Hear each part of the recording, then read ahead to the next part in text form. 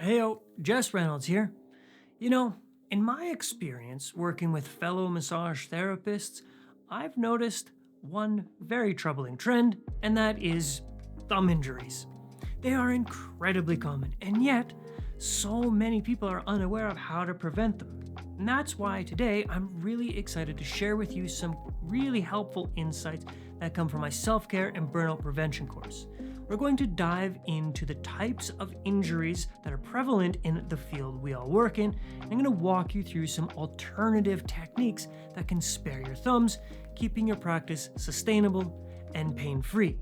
Now, as I mentioned, this video comes from my course, Self-Care and Burnout Prevention, and you can get access to the entire course for free, and it also offers you one continuing education hour and a certificate of completion, and you can do so by clicking the link in the description below. But for now, let's dive into understanding and preventing common joint injuries and issues in the thumb. When I teach practical classes, I always start by saying, never use your thumbs, and I mean it. But the reality is, we all do. No matter how many times I say don't use your thumbs, I still see students using them. And quite frankly, I use mine as well. Now, the reason I start class by saying this is to keep students aware of the fact that the thumb is the most commonly injured joint in massage therapists. Now, there are three main issues that I see. The first is simply sore muscles and muscle pain. Now, this is to be expected as we use the muscles of the thumb much more often in massage. Sore thumb muscles are not fun, but ultimately they're not that big of a deal, and they tend to diminish as our hands and thumbs get stronger. The most important consideration with sore thumb muscles is if the soreness is due to arthritis, which brings us to the next most commonly seen issue, which is arthritis of the thumb, which is quite common. And unlike sore muscles, it is a big deal. The thumb is a saddle joint, which behaves a little bit like a ball and socket joint. Now, this is great because it gives the thumb a great degree of mobility. But as we know, the more mobile a joint is, the less stable. Because the joint is unstable, when we use it in ways it's not really designed to, the muscles of the thumb become tight and try and stabilize it, leading it to being sore. A question then is, what do I mean by designed to? The thumb evolved for fine motor skill and grasping. The saddle joint and the cartilage of that joint are not built to take axial force. Take your thumb like this in front of you and put axial force on it, and you'll see that saddle joint collapse with very little pressure. When we use our thumbs to press, the force going into the joint can indeed lead to degeneration and arthritis. Now, this is by no means a guarantee. In fact, I've spoken with many therapists who have been using their thumbs for 10 plus years with no significant damage.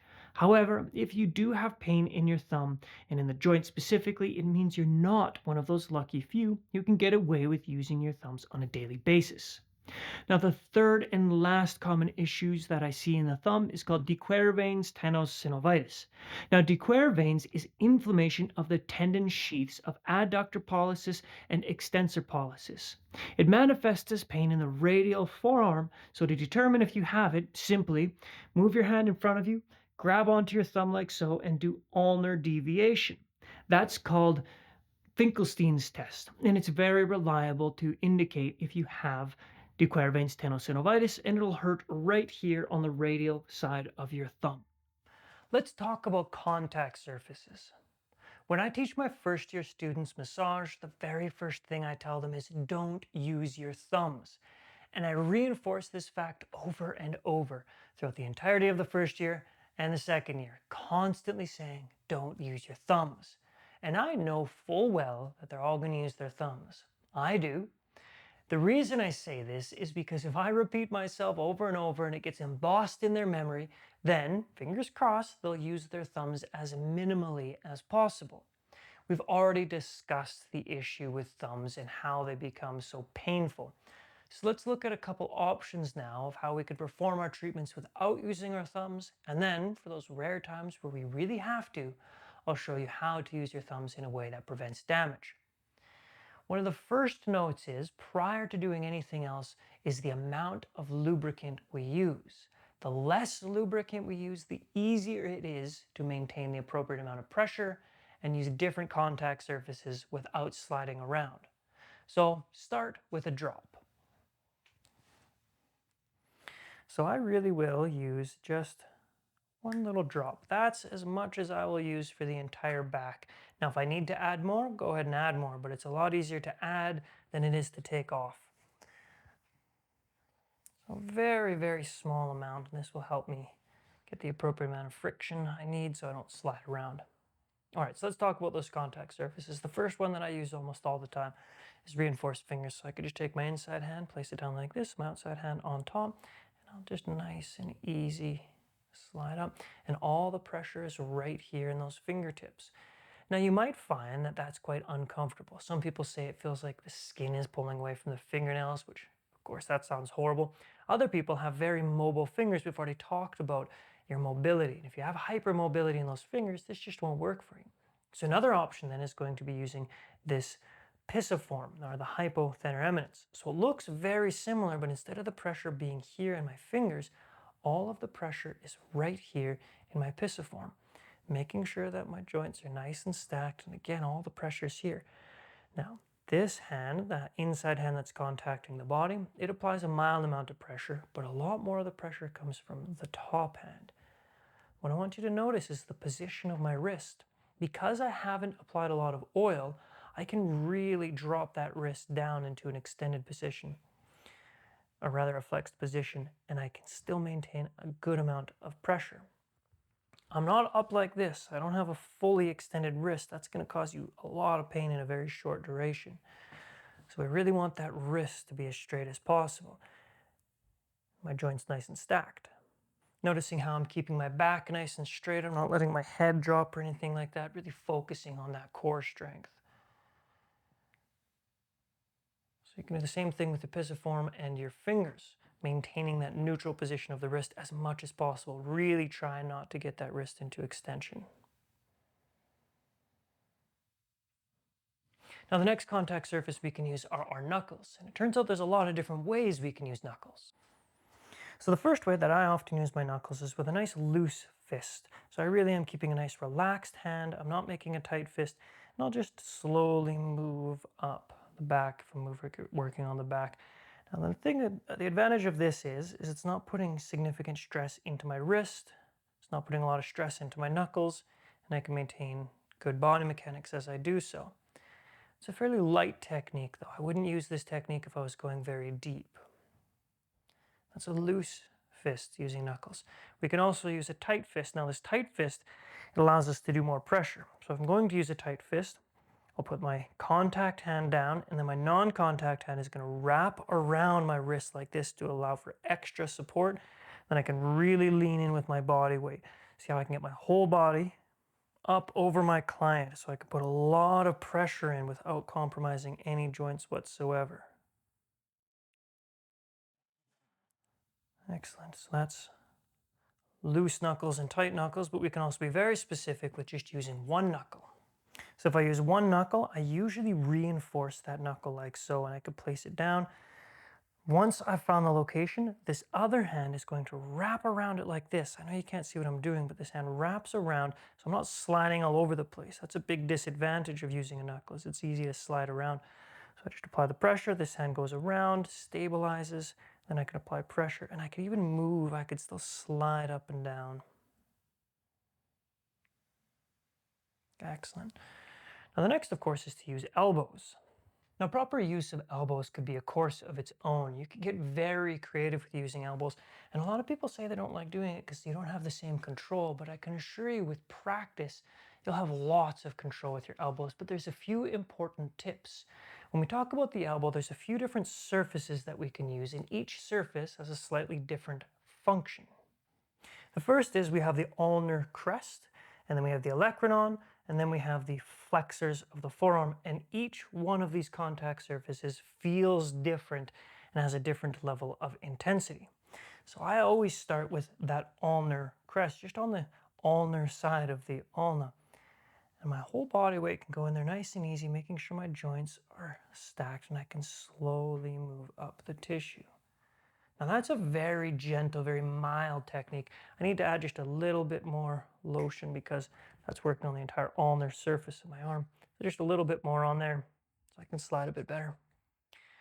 Good, yeah, that's better. So That's very gentle, very mild, right? If I want to increase the intensity, I do not increase the pressure, I change the position of my elbow. And if you find that you're sliding around a little bit too much, you can use this hand to stabilize and support. Good, and if I want to be very gentle and very mild, I'll just rest my arm. See, this was the ulnar crest using the flexors. I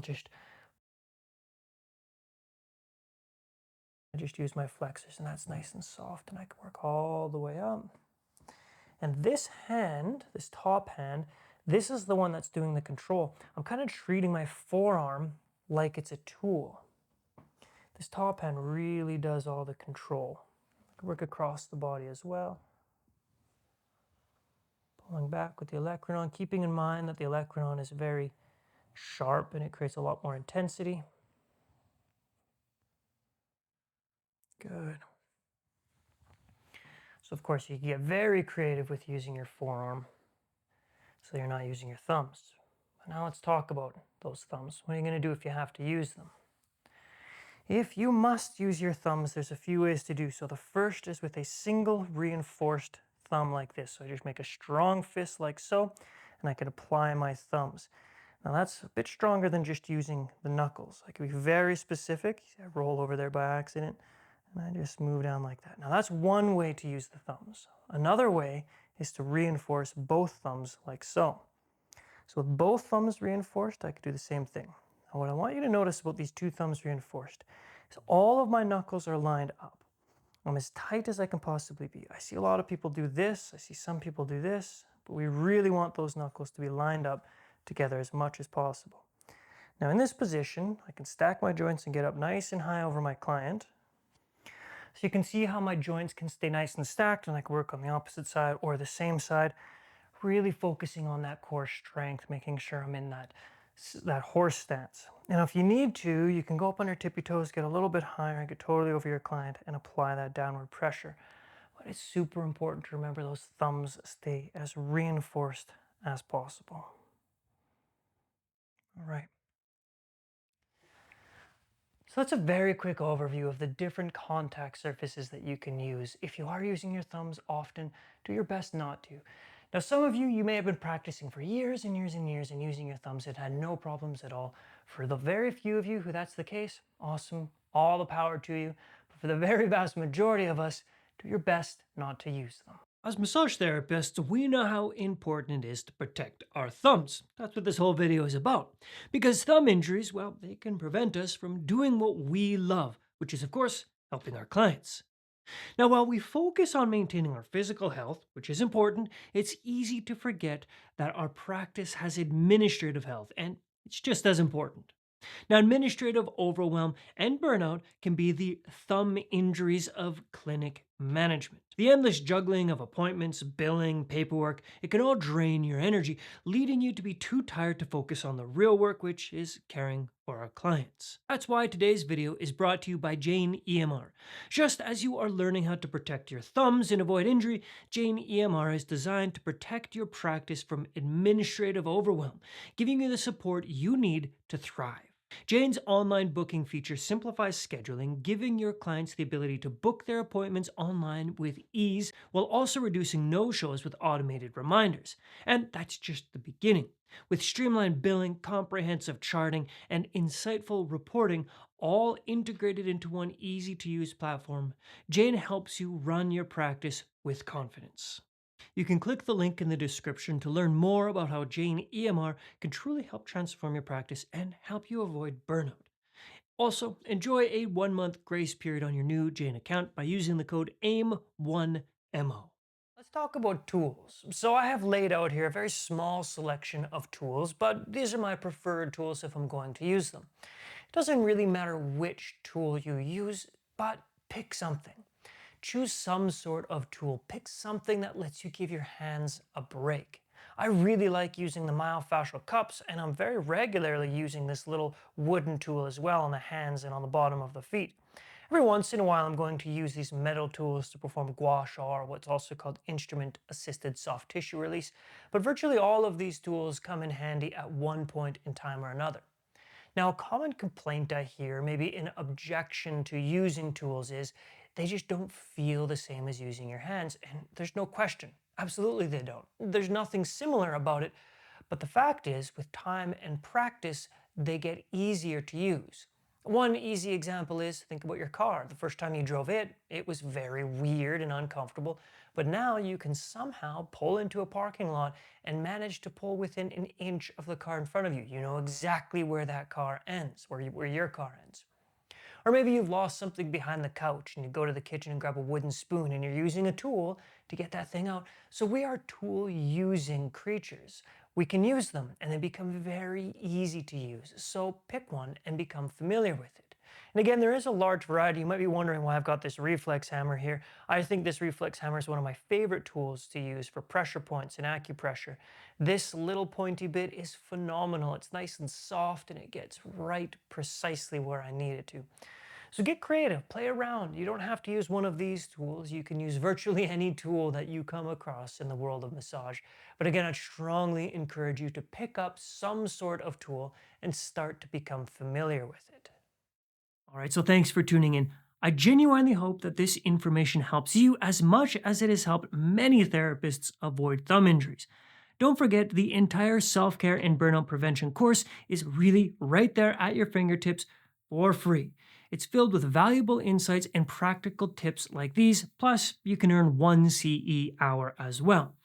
Dive deeper by clicking on the link in the description. If you found value in this video and you want to learn more about how to build a practice you love and the skills that sustain it, please like, subscribe, and share your thoughts in the comments below. Take care, and remember, your well being is the foundation of your practice's success.